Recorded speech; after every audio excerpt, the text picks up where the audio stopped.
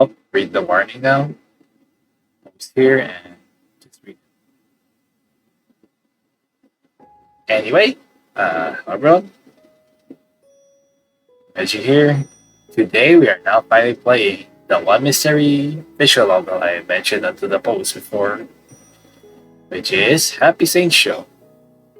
It's a game about like where it's about like a group of very totally ordinary girls living in a land where a disaster struck and corrupted the whole land. That's all I could say about it. As much. Yeah.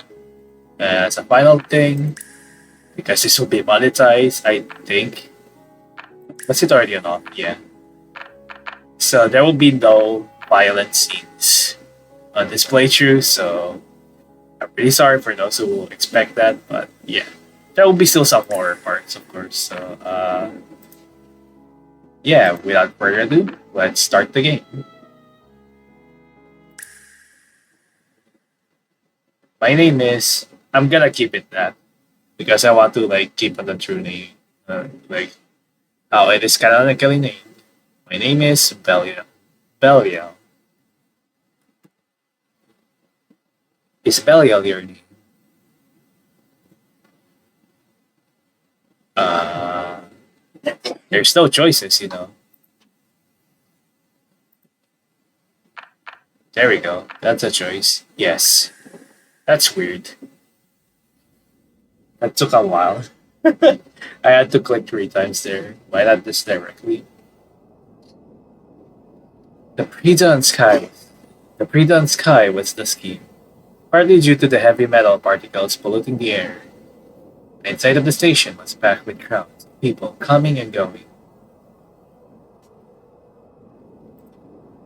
I wondered how much longer would be we. I wonder how much longer we'd be plagued by this heavy fog, a thick haze that had shrouded the world around me since I left early this morning. Despite being midsummer, the ever-present gloom meant everyone around me was bundled up in thick overcoats. Interesting. So do we have a pose here? Yes, we do have the history as well, so just like making sure because it's a rent anyway, so it's good to know that there's history of these. The unexpected chill in the air left me shivering on the platform in my lighter clothing as I waited for the train's arrival. Okay,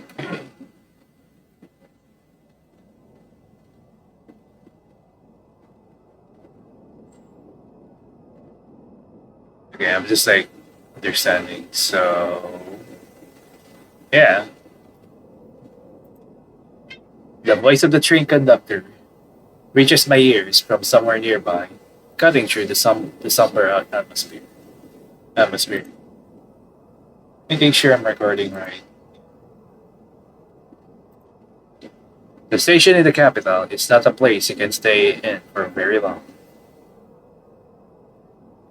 I can see that, of course. The dust in the air from the coal left my voice hoarse and dry, and my body quickly froze from the blustery chill.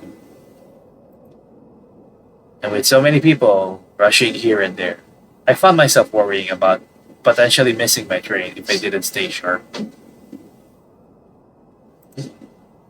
So I hurried along in an attempt to make sure that didn't happen.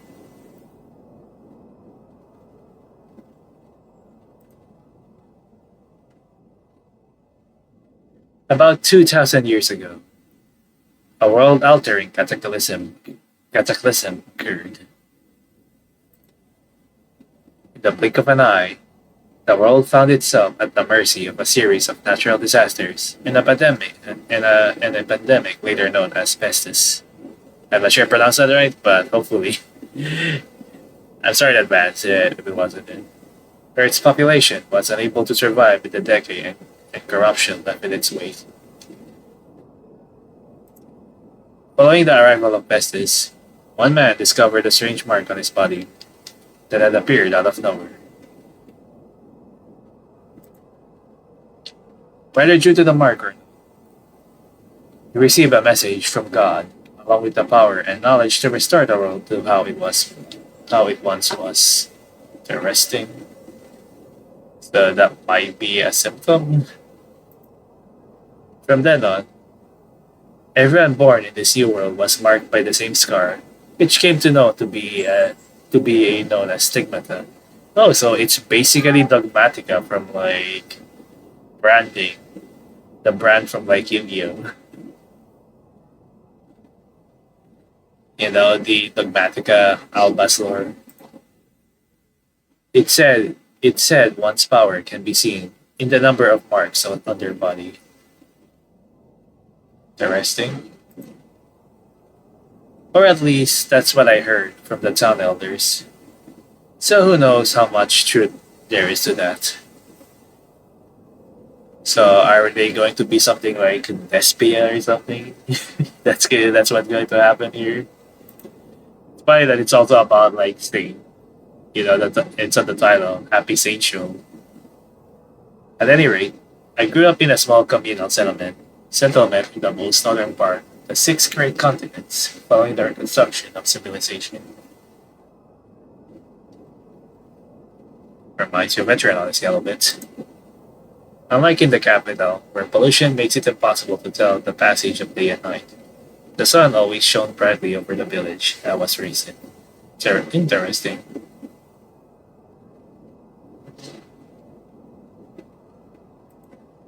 The resident of a wasteland, this desolate. Wasteland this desolate would most likely quickly perish. The last hair of a long forgotten civilization. But also the descendant of a small tribe from some nameless scrap of land in the middle of nowhere. In the middle of nowhere.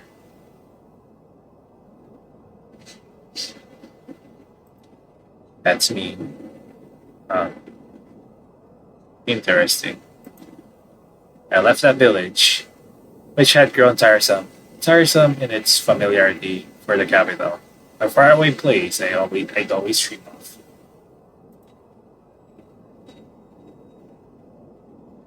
I found it impossible to befriend the folks in my town, who all looked the same and shared the same boring opinions.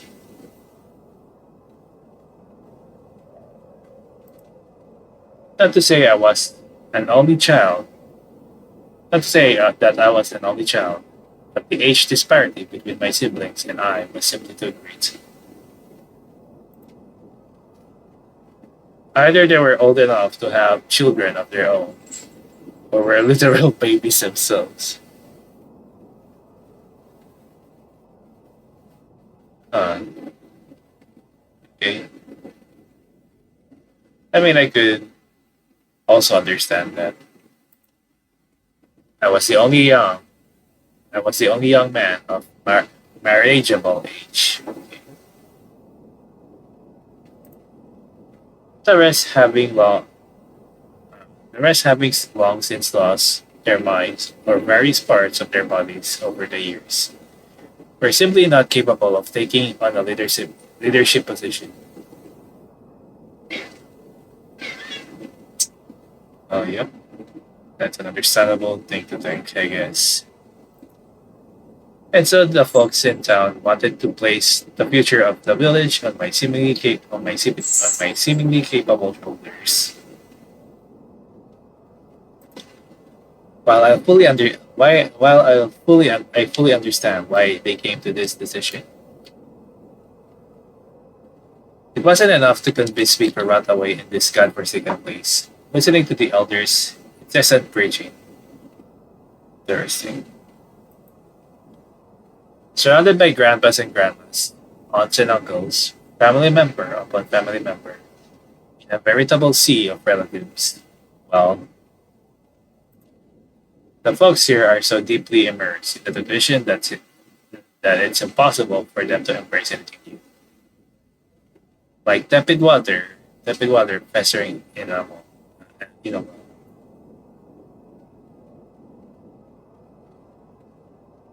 Okay. That small village was all I knew growing up. It wasn't long before I grew sick and tired of being constantly surrounded by the same old faces. I've grown bored of waking up every morning in the cramped warehouse, wondering if today would be the day that prophet will appear. That the prophet will appear. And still like 10 minutes, by the way.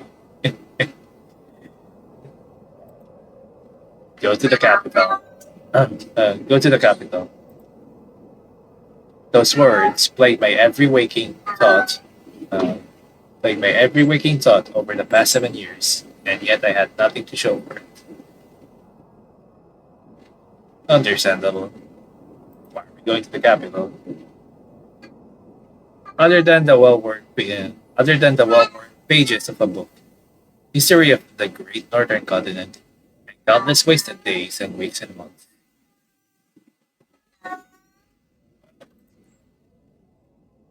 If I'd been in the capital, I could have bought a house. Got married, and settled down to start building a happy family life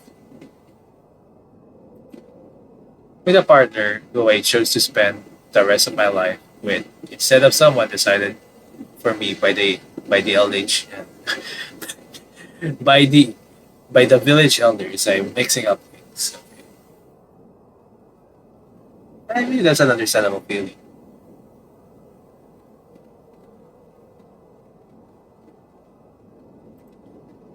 Each time I was forced to hold the shriveled up hand of another old geezer on his deathbed, I felt almost suffocated by the thought of that I, too, might spend my entire life rotting in a stagnant hole like this one.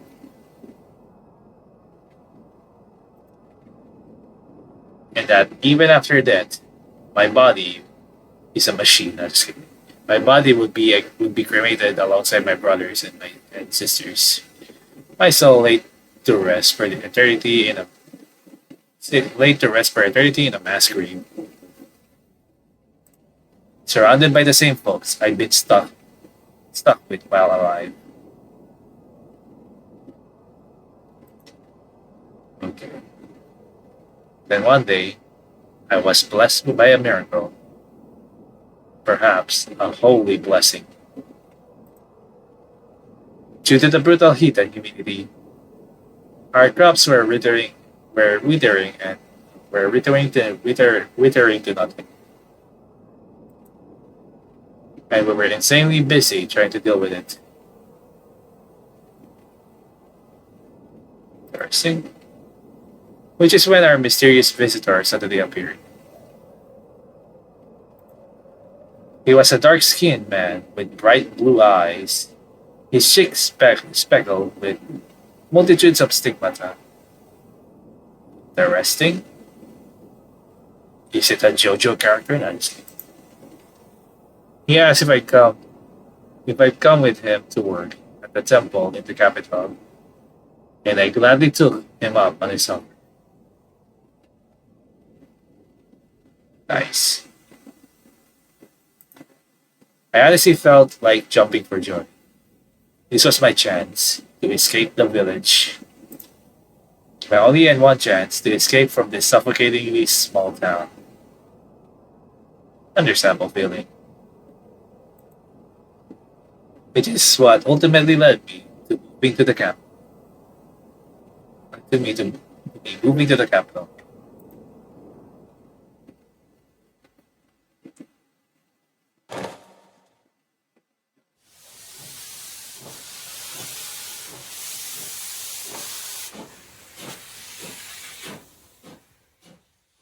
And that's a train.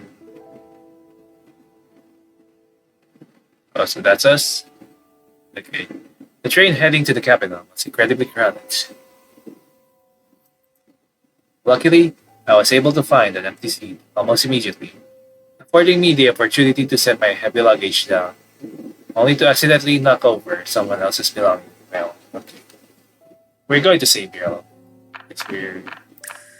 It's a little bit off. But we'll be saving other choices. Next one. Only to accidentally knock over someone else's belongings with my own. I heard a small gasp. The other person clearly as surprised as I was.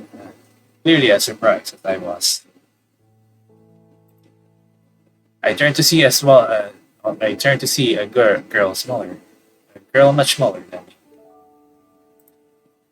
Enough so that I wondered how she had the strength to lug those giant bags around.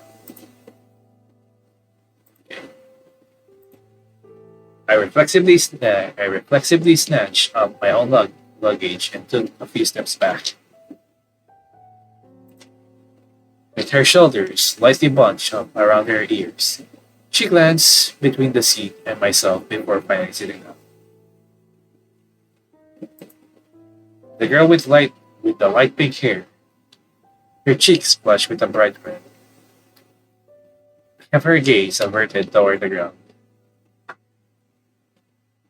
Okay. Unsure if she was still concerned about what had happened, I kept her in my sights through the ensuing chaos of the train.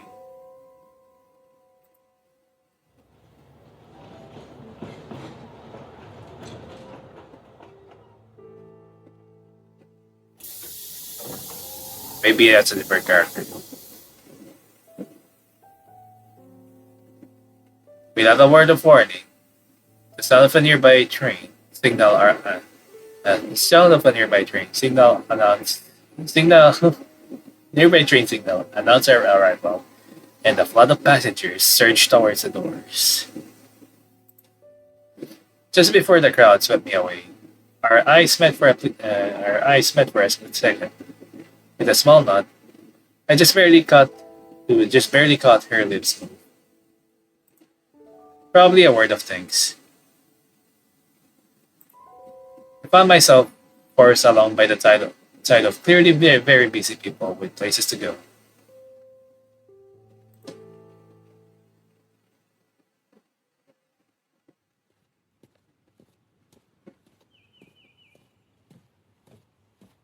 There was a long line in front of a building. I eventually won that path. It seemed to be a checkpoint of sorts. Seeing the person in the cramped room on the other side of the window, dressed in monk's robes, I was momentarily reminded of the sacrament of penance. Or penance. Sacrament of penance. I stood there silently as their eyes scanned me from head to toe before ordering me to wait. The inspector left the cramped room for being replaced a few moments later by a mild mannered woman. Unlike the previous inspector, this brown haired lady was not dressed in robes. Interesting.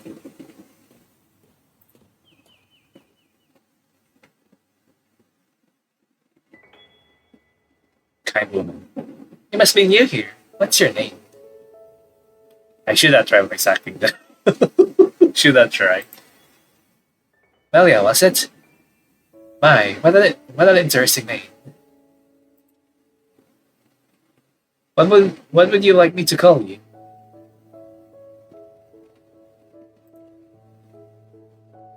Your nickname, Bell, okay. I'm gonna keep that. Is Bell what you want to be called? Maybe not. I mean, you know what? I'm going to save here, but we'll replace this later with something else. Maybe not. Oh goodness, my apologies. Can you say it one more time?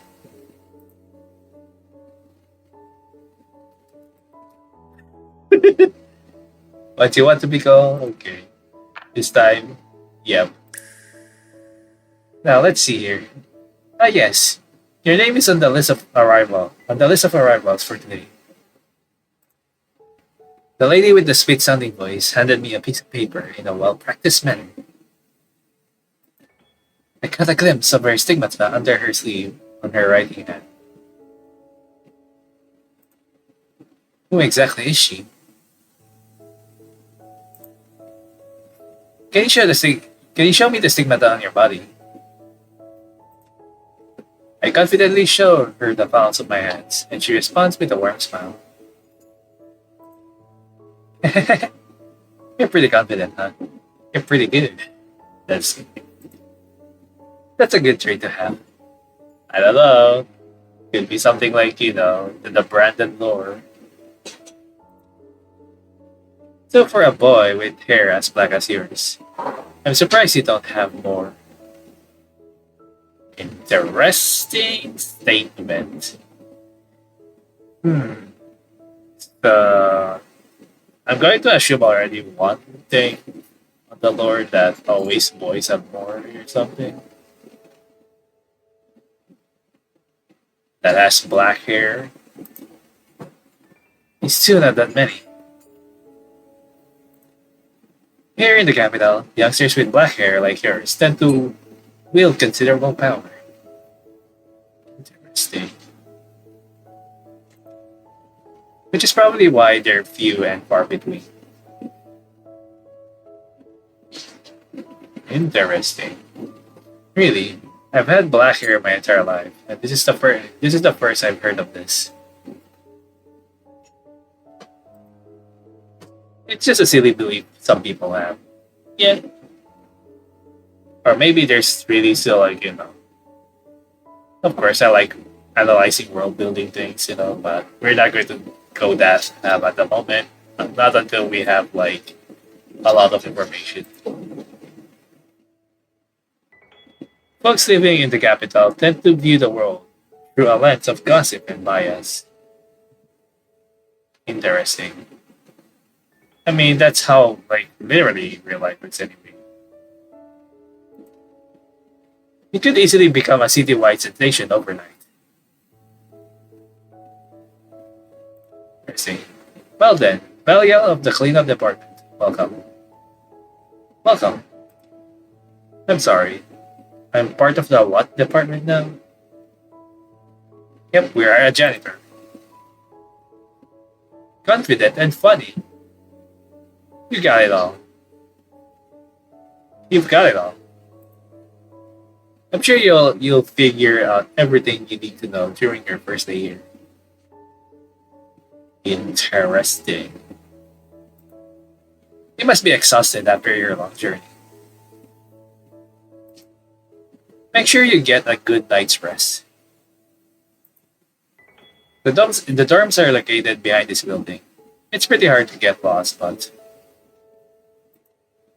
I think you can make it on your own.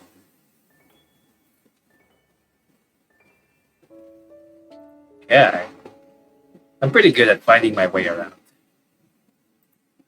Thanks, though. Are you some kind of administrator here? I'm just an old lady.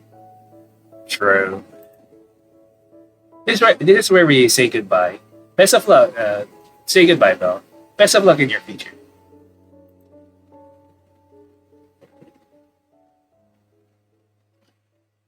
That's when I took my first step into the underworld. A tour from the underworld.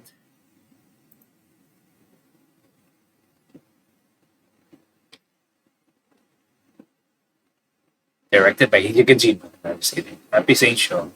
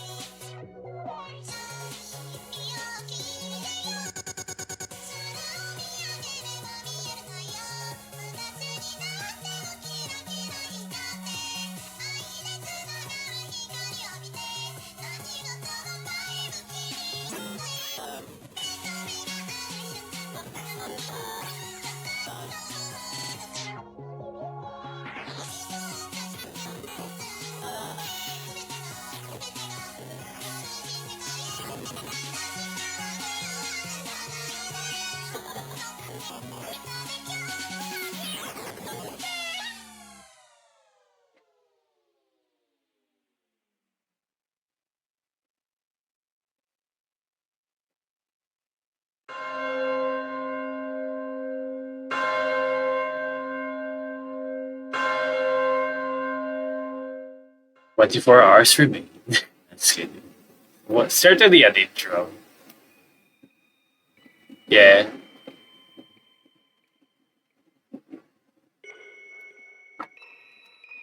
I take a step forward.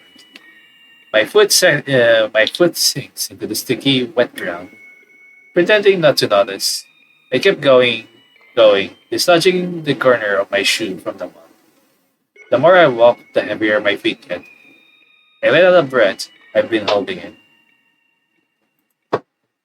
Pain, intense, like my lungs are being twisted about. My head is soaked, too, despite there being no rain.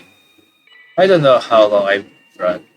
Eventually, someone grasps my sweat soaked hand. I grip the hand in return and pull on it more firmly. The girl, who is also out of breath, calls my name. Interesting. Love nuts.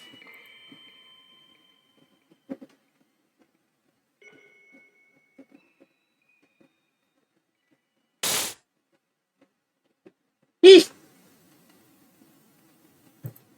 Huh? Stepping out of my reverie, I frantically look around, trying to get a read of the situation. Yes, this is the temple dorm that I'll be staying in from now on. I wasted no time falling asleep after wasted no time falling asleep after putting away my things. And in front of me, it, it's a cute girl. Okay, I can't process any of these. That still is the same girl from the trip before. That's huh? Well, yeah. They they said new workers are are to assemble in their departments. Them are to assemble in their departments in 30 minutes. Okay, this has a little bit of like Kalachka feeling, ellipsis. Hmm? Oh, I see. The girl hurries out of the room before I can even say hello.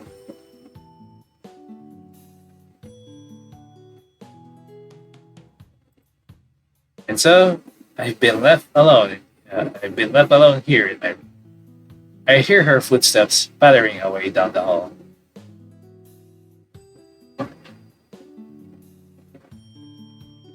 I look out the window. The sun is already up. What time is it? I start searching my things, which are still a complete mess for my habit. See? All who come of age are considered adults and are given the right to start working. Okay. If I live in the capital, my coming of age ceremony would have been a year ago. Still, as of today, I was a respectable member of society. The first thing I noticed upon here was how my appearance was a little unusual compared to the people here. Everyone in my homeland had similar skin and hair color, but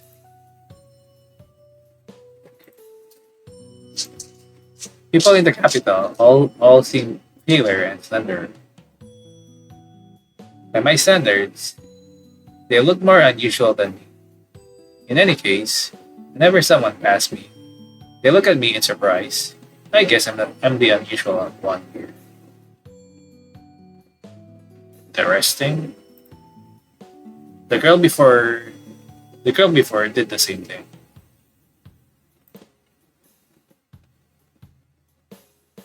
That's weird. I feel like I've seen her. I've seen her before. Maybe. Hmm. Have we met somewhere? I feel like you already forgot that your train ride. Uh, sir. Actually, I'm feeling deja vu towards her. I can't get rid of the feeling. Interesting. Maybe I'll figure it out if we meet again. I head outside my room, which is still dark.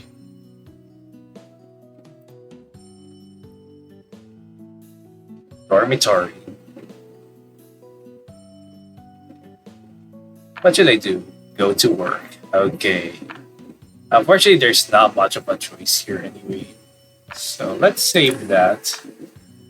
I guess it's where probably like this is like going to have like other choices later on. Like, oh, we talk to anyone else and like have a date with them or something. That's going to be the thing. I don't know.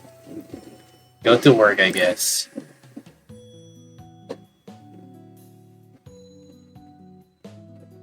Great. Time to pump myself for another day.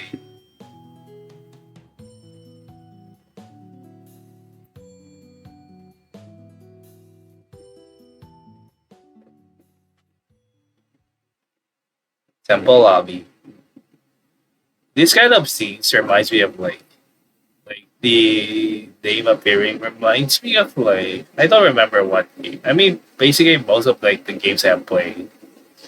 I'm not sure if 999 does have that though. Like the zero escape game. I head further in where everything is just as dark, weird, and open a door. A very specific stench attacks my nose. A stench of flesh, maybe? It's like they covered up the musty smell of old wallpaper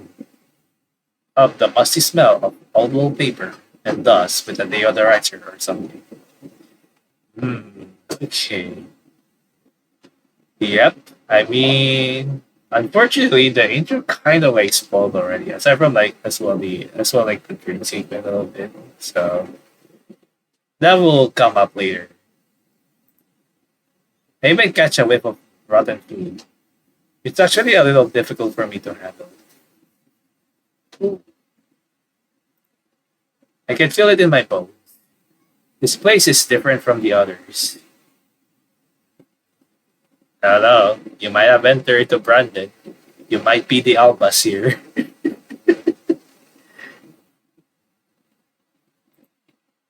I'm not surprised.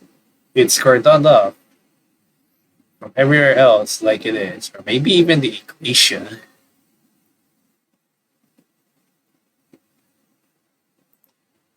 I go inside as a girl with a small frame quickly turns around at the sound of the door having opened. Interesting.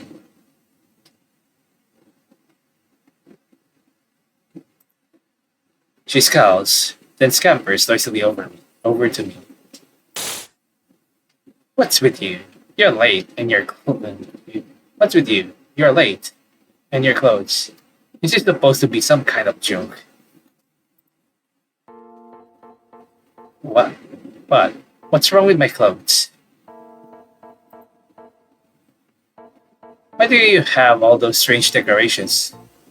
Uh, why do you have all those strange decorations all over your habit?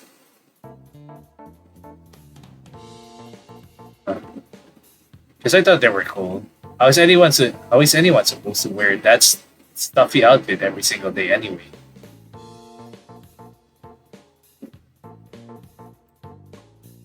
It's stuffy.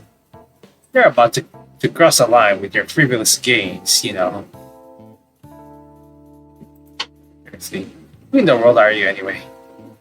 They said we'd be getting someone accepted to the magic department on a waiver. But that black on black is all I can see. What?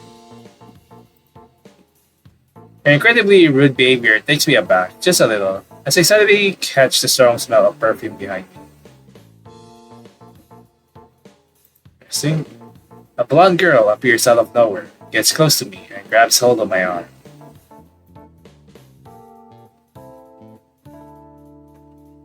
Oh, come on. Running on his first day, please don't bully him too much, alright?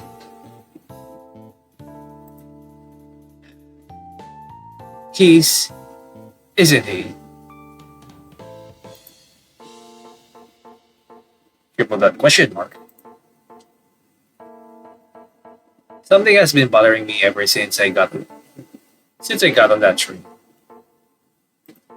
At first, I figured it was just a difference in pronunciation or accent. But apparently, the language they use here in the capital is fairly different than the one where I come from. I can still make some of it out, but when people talk quickly and quietly like that, I can't keep up with it. In fact, they just mentioned their names, but I couldn't quite make them out. I'm not used to the way they pronounce things here. Interesting. Well, it will probably come to me the more time we spend together. For now, I'll remember them as chairwoman and Blondie. That will get me through this conversation though. If I mishear something for the later on, it'll be pretty bad on my end. No, no, you'll be fine. For now, you can sort of tell that the short chairwoman and the tall blondie are friends.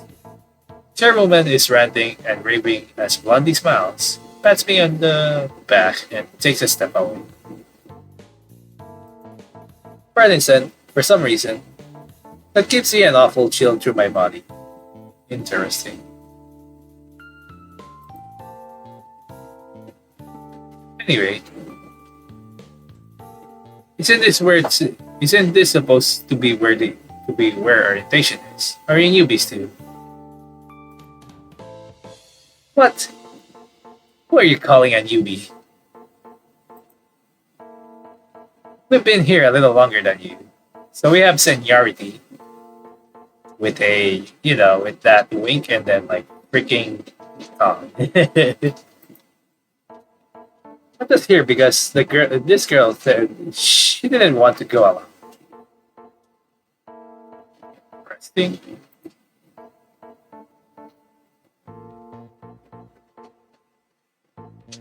She pulls a very pink girl over.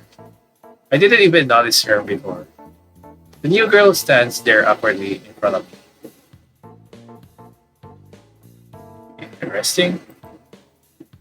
She heaves a little sigh that sounds anxious and keeps her eyes down, only occasionally glancing up at me. And once again, I can't help but feel like I've seen her before. This morning, did. Anyway, yeah, I'm her big sis. Wait, you look nothing alike. That's because we're stepsisters. Stepsisters. Ah. Hey, could you say something? I know you cannot please introduce yourself.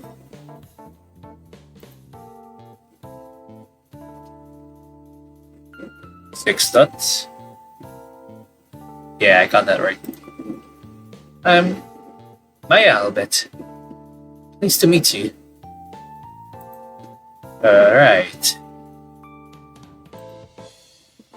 Haha. Maya Sasuke. Is it because she's talking to a man? That's adorable. No, no. I told you she's always been like this. Even back home, remember?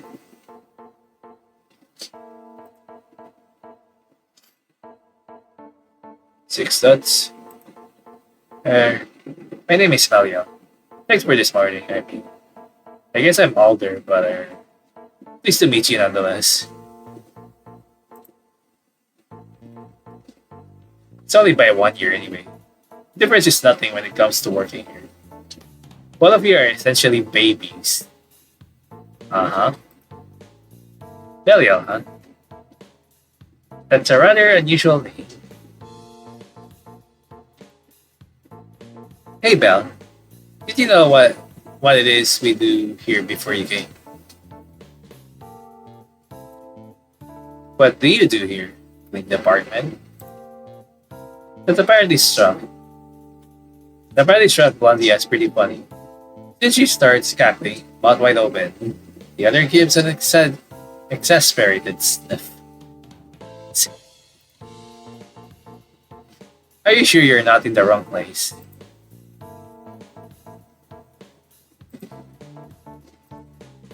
That's not what I meant.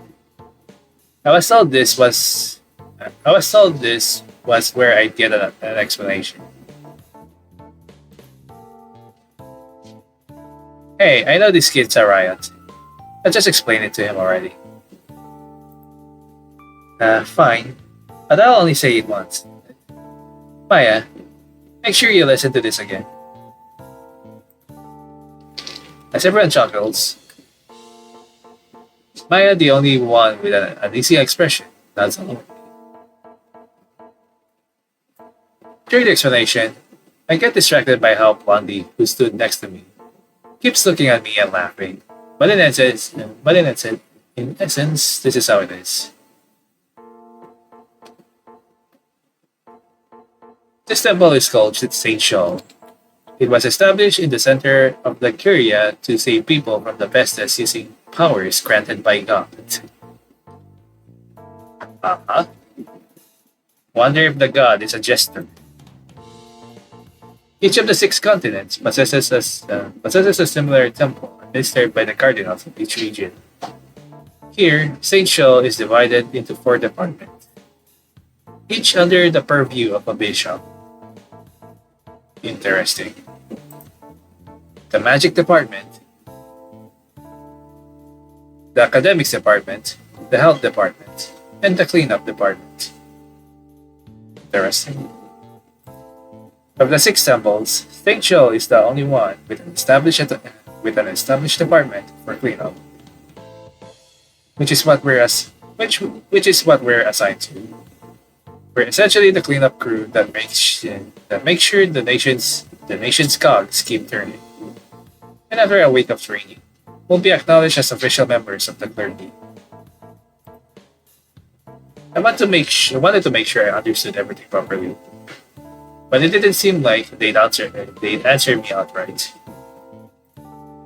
Without a choice, I save my questions for later and try to organize all the new information in my head.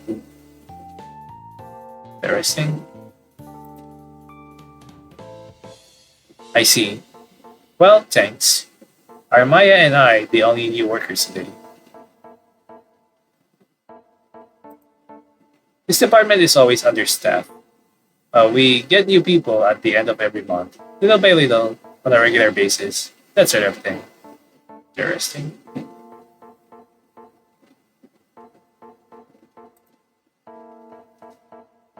Oh, did you want to meet the other boys and girls? Don't worry about that. You'll be able to you'll be able to soon.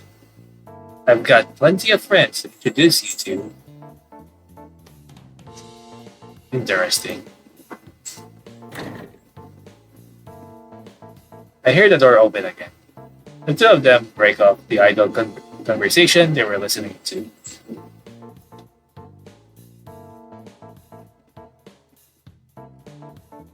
Chairwoman's face scrunches up at the sight of them. Interesting. Oh, why? If it isn't security, aren't you busy? What are you doing here? Blondie approaches him first, but the boy doesn't even spare a glance for her. Instead, he fixes a stare directly at me. Wait, I thought only new members could come in here. That's what I want to ask. Why are you here? The bishop is unable to come today. She's a busy woman. I'm just here in her place. Interesting. They don't seem like they're friends. The chairwoman glares at him for cutting her off. but purposely doesn't say anything in response.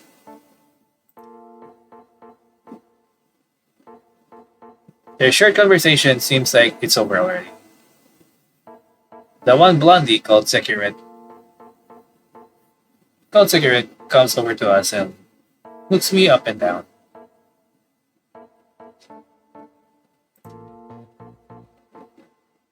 Ever done this kind of work before?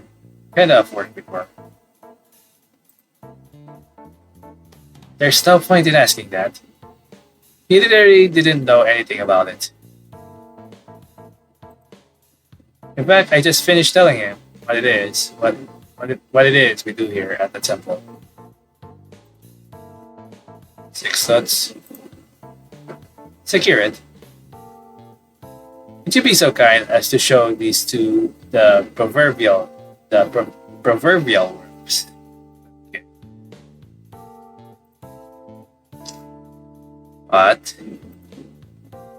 the bishop left this task in your hands, didn't she? I highly doubt we were planning on pushing such an important and crucial job onto us.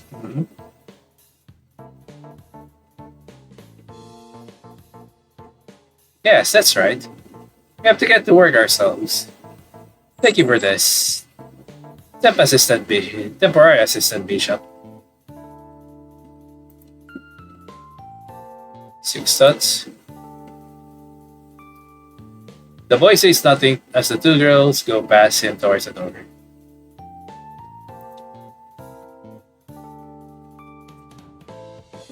That one's my little sister. So you'd better do a good job of teaching her. One of them makes the final demand before exiting the room. Interesting. The other casually turns to us and waves before leaving. Jane. I wave back, not really thinking about it, but a moment later I come to my senses and turn around.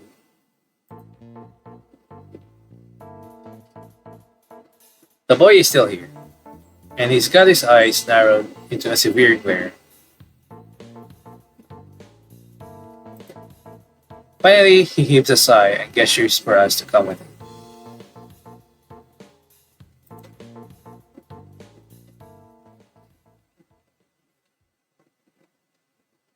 Temple corridor. As we exit the stairs onto an upper passage, the sound of our footfalls along the floor becomes awfully loud.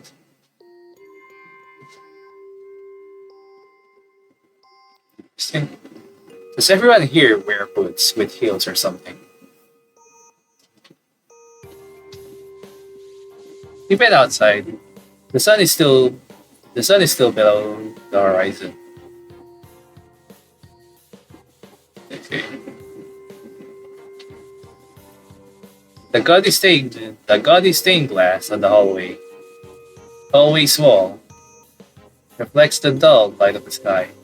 Okay. Coloring the entire building with a pure light blue tone. Interesting. It almost looks like sunrise.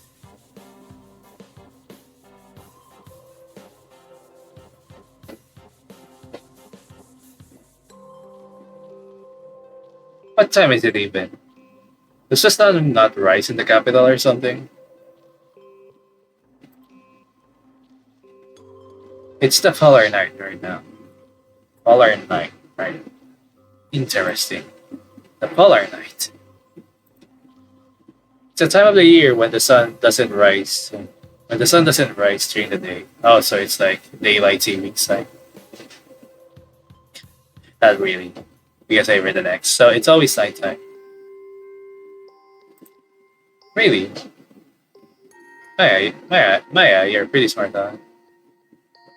Does that mean it's going to stay this cold? I suppose. You know, it's like being cold, Belle. I come from a warm place, so I can't quite get used to it. Wait, you can just call me Belle. Well, I like calling people nicknames, so would you rather I not? No, not at all. I like it. Feel free to call me anything you want. Oh, good. Securin, right? If it's alright with you, would you mind if I call you Q? This reminds me of like, Zero Escape a little bit. Yes, I'd mind quite a bit. Mind quite a bit. Uh, hey, look how hard I was trying to talk to you. Talk to you. You could at least be a little nicer. Now turning around, he takes out a binder. The papers inside were written using a typewriter. On them are designated places. Interesting. Ranging from simple addresses to nonsensical sequences of numbers. Huh, are we coding? Several of them had been checked off in red ink. Interesting. Record the work you record the work you each perform. It's fine to simply observe since it's your first day.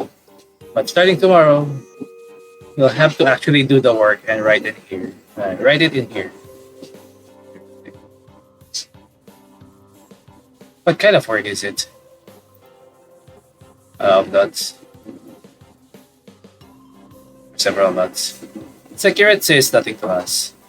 Instead, quickening his steps and turning the corner, going past the checkpoint. One look at the white rosary around my neck, and the examiner suddenly lets us through. Interesting.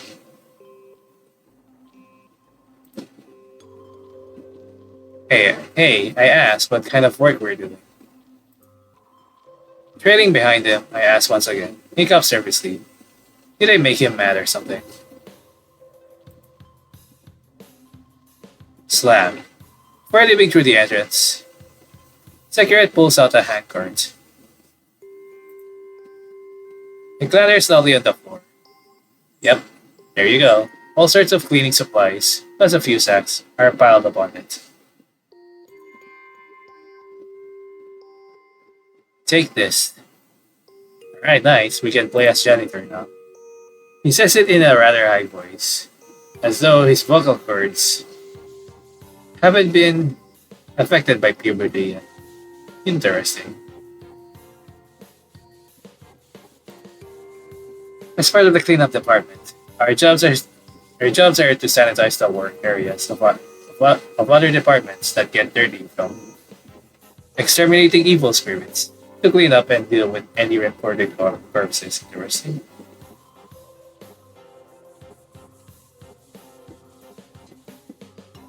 And to exterminate the pests that have been growing in number recently. So also we're dealing with maxis. We also perform preservative treatment of dead bodies, assist in their funeral, and get rid of the loss. Essentially, any troubling that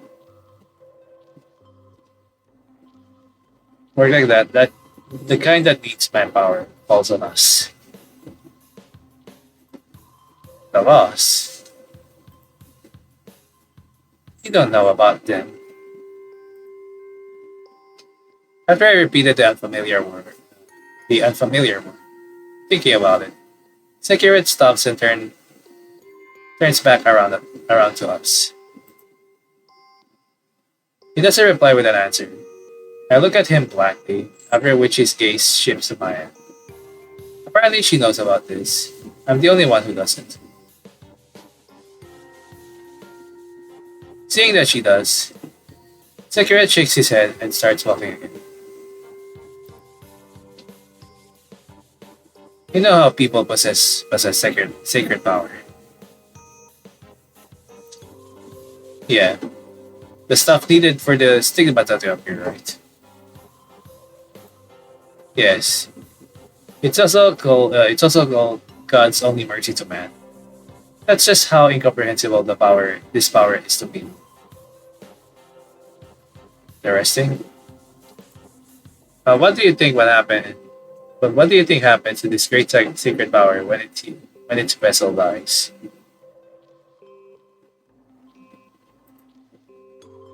Guessing it doesn't go away.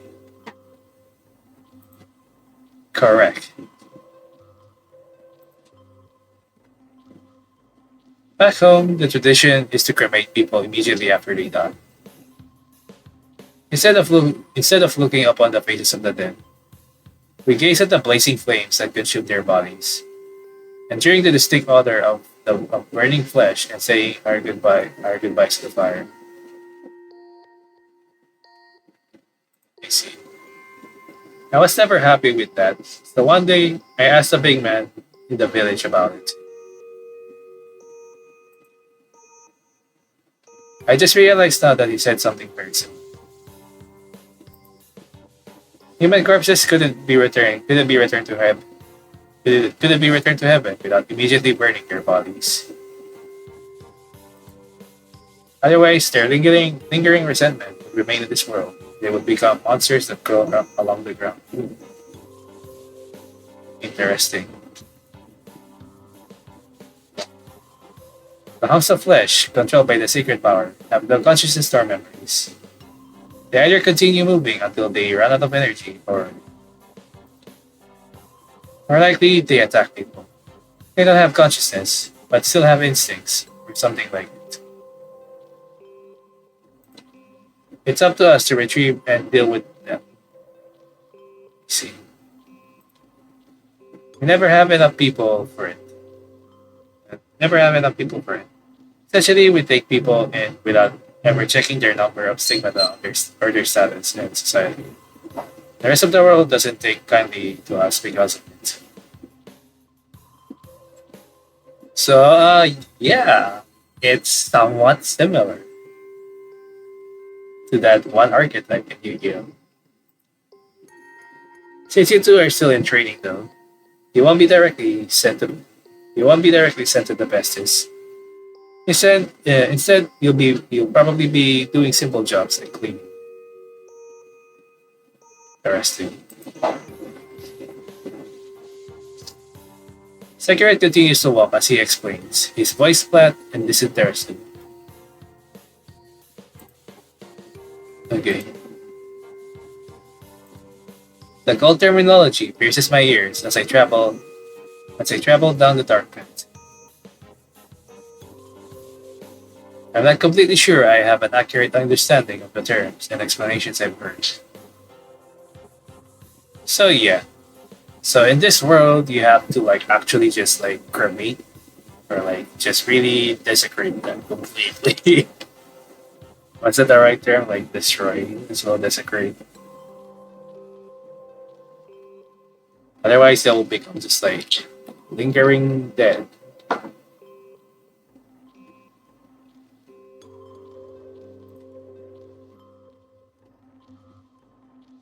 Next to me, my gate has been growing more and more unsteady.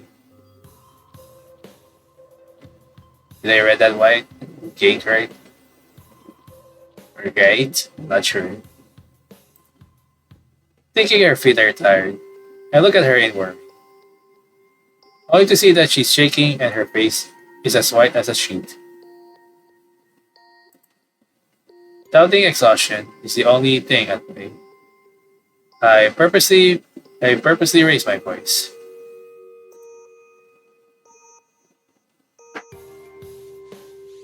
By, by the way you describe it, the cleanup department are just slaves of the temple. Why do you have to say this? Perhaps. But its work is necessary to ensure the smooth operation of the country. Yeah.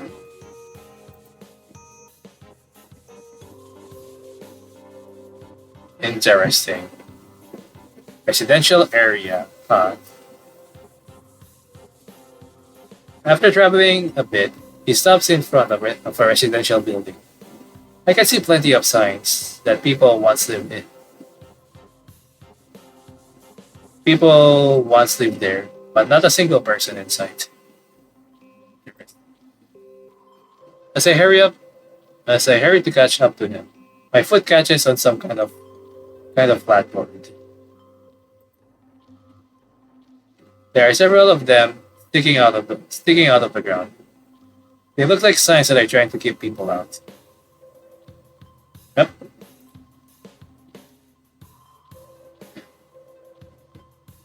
Nobody told me about Nobody told me about any of this beforehand.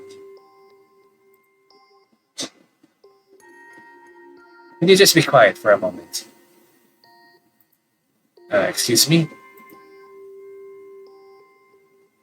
Angry at his cold complaint, my voice becomes strong. But a moment later, but a moment later, he smoothly passes a mask to me.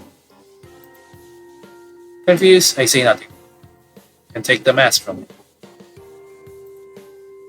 After he gives another mask to Maya, he starts rolling up his sleeves. Breathe through your nose as little as possible. Okay.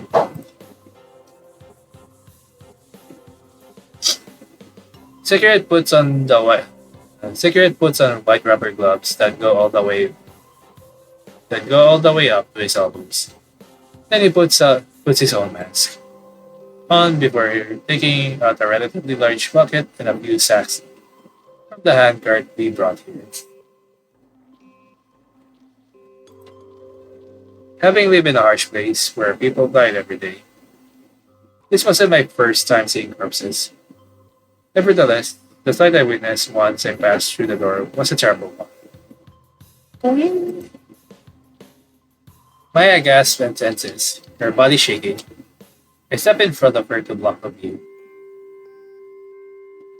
Even though all the white smoke from even through all the white smoke from the disinfectant, I can clearly see the maggots covering the floor like a living shit. Okay. With too much exposure to moisture, the wooden floor has rotted away, and the pieces of the corpse are stuck to it. They've begun to melt and have already turned black. Flies buzz around the crushed, desiccated skin.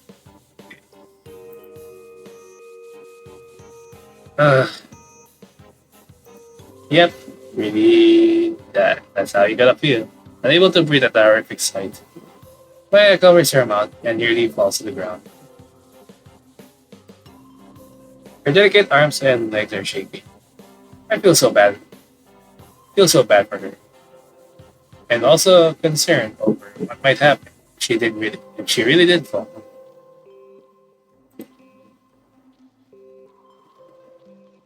It's awful. We call this awful. This is proof that this person lived. Have some respect. Ugh. Yeah, sure, maybe, but it's just a dead body now. You're not supposed to show stuff like this in other people's faces. Well, it's also proof that this person died. Cigarette size from inside his mask and picks up a sack. I'll handle this. Stand back. You just stand there. You get in the way of my work. Is that a normal thing to say in this situation? I mean, sure, because I want to argue with him somehow. But more than that, I can't leave Maya alone.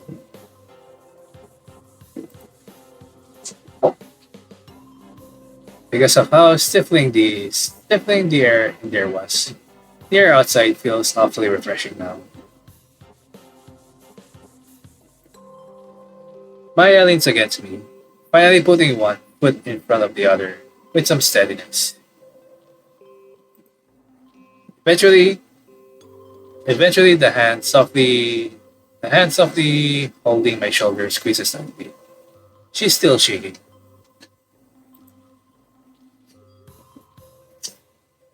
Eventually, she lets go and heads over to the wall. Before I can think of something to say. Maya loudly vomits.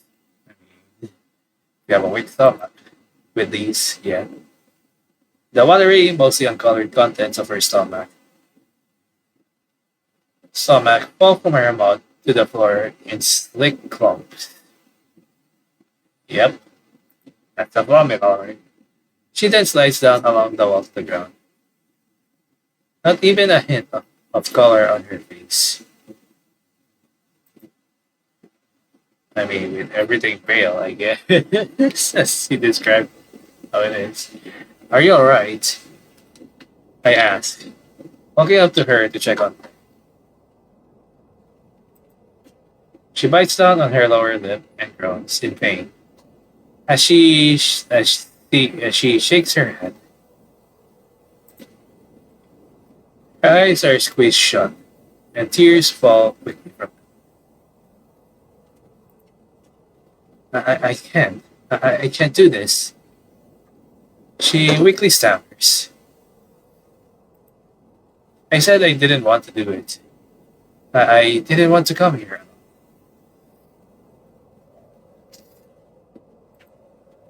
Hey, calm down. Come on. I used the outside of my mask to wipe the bile my mouth a little at a time. She was driven here to this polar region, and now she's raised her voice in terror. She looks so much smaller now. Sensing my feelings, Maya sniffles and uses her own sleeve to wipe her eyes. I wish I was in your shoes, she says. You get to go to the magic department once your training is over. Despite being inarticulate to her wheezing, her words resonate clearly in my ears. Her eyelids are red and swollen, probably from rubbing them so much. It's rough it's rough not having any talent, she goes on. It's really rough, though, to have nowhere to go. That statement really hits something. I haven't seen very many girls my age. Plenty of their brothers were around where I used to live, but the sisters were either pretty young or quite a bit older than me.